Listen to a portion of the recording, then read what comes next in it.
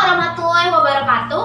Salam sejahtera bagi kita semua. Om Swastiastu, Namo Buddhaya, dan salam kebajikan. Perkenalkan, nama saya Selina Dewi dari kelas 9A, dan pada kesempatan kali ini saya akan menyampaikan tentang hukum Newton 1. Sebelum itu, kita sampaikan puji dan syukur kita kepada Tuhan Yang Maha Esa yang telah mengaruniakan kita kesempatan pada kali ini agar kita dapat berbagi dan memahami lewat serangkaian video ini. Saya harap video ini dapat bermanfaat bagi kita semua.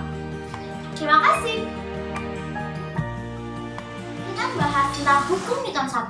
Alangkah baiknya jika kita memahami apa hubungan antara gaya dan gerak.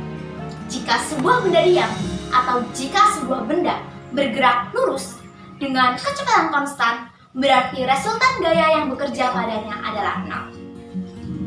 Pada tahun 384 sampai 322 sebelum Masehi, Aristoteles berpendapat bahwa setiap benda yang diam, resultan gayanya adalah 0. Namun, jika sebuah benda yang bergerak lurus dengan kecepatan konstan memerlukan gaya yang diberikan secara terus-menerus. Ini disimpulkan dari serangkaian percobaan yang telah lama ia lakukan. Namun 2000 tahun kemudian, Galileo Galilei membantah gagasan ini. Dia membayangkan dunia di mana tidak ada gaya geser.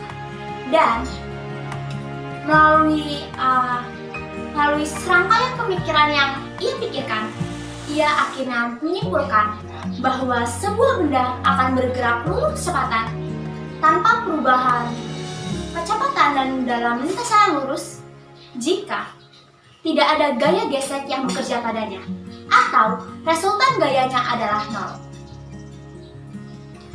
Dan Isaac Newton atas pemikiran Galileo membuat hukum Newton. Hukum Newton adalah hukum gerak yang menjadi hukum mekanika fisika dasar.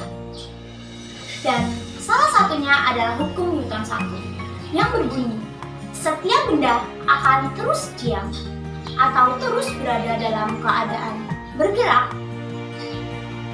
dalam lintasan garis lurus jika gaya netonya adalah 0. Dan Isaac Newton juga berpendapat bahwa sebuah benda diamnya tidak semata-mata diam, namun sebuah benda bergerak atau diam bersifat relatif. Oleh karena itu, tujuan penelitian kali ini adalah pertama, untuk membuktikan kebenaran hukum Newton 1, dan yang kedua, kapan dan di mana hukum Newton 1 berjalan, dan yang ketiga, untuk menentukan dalam kegiatan apa saja hukum Newton akan berlaku. Alat yang diperlukan: meja, buku, dan kertas. Langkah pertama yang akan kita lakukan adalah sediakan meja sebagai alas. Yang kedua, letakkan kertas di atas meja. Lalu yang ketiga, taruh buku di atas kertas. Lalu, kita tarik kertas secara cepat.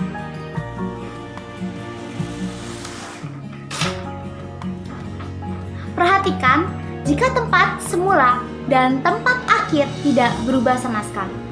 Kita ulangi lagi.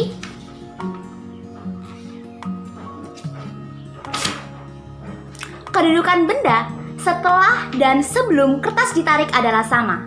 Namun, jika kita menarik dengan pelan, apa yang akan terjadi?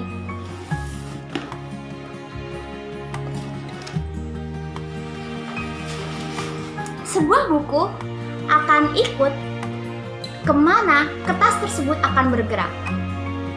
Jadi dari kesimpulan yang kita bisa ambil dari kegiatan ini adalah sebuah benda akan tetap diam jika resultan gayanya 0.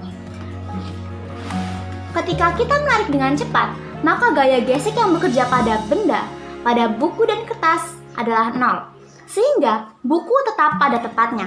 Namun ketika kita menarik kertas dengan lambat, maka gaya gesek yang tercipta semakin besar. Jika resultan gaya yang bekerja pada benda nol, maka benda yang diam akan tetap diam. Dan jika gaya bekerja pada benda nol, maka benda yang bergerak lurus beraturan akan tetap bergerak lurus beraturan dengan kecepatan yang sama. Maka terciptalah hukum Newton yang kita kenal dengan hukum inersia atau law of inertia. Peristiwa-peristiwa lain yang dapat kita jumpai dalam penerapan hukum Newton 1 adalah ketika kita mengendarai mobil atau sepeda motor dan mobil atau sepeda yang kita kendarai berhenti secara tiba-tiba, maka otomatis tubuh kita akan maju ke depan. Hal ini membuktikan bahwa setiap benda akan cenderung mempertahankan keadaan diamnya terhadap benda acuannya. Yang kedua adalah buku yang ada di atas meja. Selama kita tidak memberikan gaya apapun terhadap buku, buku tersebut akan tetap di atas meja sampai kapanpun. Dan yang ketiga adalah pemain ice skating. Ketika mereka menjalankan ice skating, mereka akan terus meluncur karena gesekan yang terjadi antara papan skating dan salju sangat kecil, sehingga dapat diabaikan.